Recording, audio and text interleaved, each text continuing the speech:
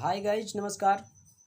मैं सिंगर रामकरण राजधानी आप सभी श्रोतागण के पैर छू के प्रणाम कर रहे हैं। भैया आज एक बहुत अच्छा सॉन्ग पारिवारिक आप लोग के बीच में प्रस्तुत करेंगे। अच्छा लगे तो चैनल को सब्सक्राइब करें और साथ में बेल आइकन घंटी को दबा दीजिए, ताकि जो भी ऑडियो सॉन्ग या वीडियो सॉन्ग डालूंगा तो आप लोग के पास सबसे पहले वीडियो पहुंचेगा। तो वीडियो को स्टार्ट करते हैं।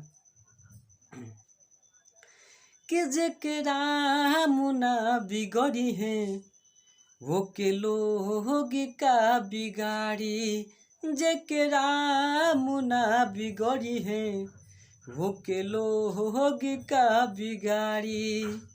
रही जे कृपा भगवान के, रही जे कृपा भगवान के, निर्बल न कबो हारी। जेकरा मुना बिगड़ी है वो के लोग का बिगाड़ी, जेकरा मुना बिगड़ी है वो के लोग का बिगाड़ी। भल ना होला वो कराजे दोसरा के चाहे बुरा, लोभिया काम चुरवन के सपना रहे अधूरा। अरे भल न होला ओकरा जे दोसरा के चाहे बुरा, लोभिया काम चोरवन के सपना रहे अधूरा।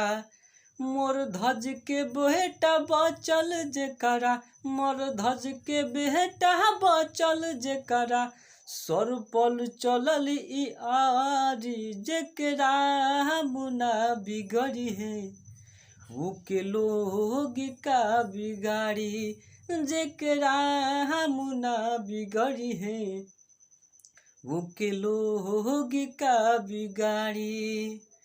रही जे कृपा भगवान के, रही जे कृपा भगवान के, निर्बल न कबो हारी। जेकरा मुना बिगड़ी है वो के लोग का बिगाड़ी, जेकरा मुना बिगड़ी है वो के लोग का बिगाड़ी। तो भैया आवाज़ अच्छा लगे, सॉन्ग अच्छा लगे तो इस वीडियो को शेयर करें और चैनल को सब्सक्राइब करें। तो भैया आज के लिए इतना ही, अगले वीडियो में मिलते हैं। नमस्कार नमस्कार।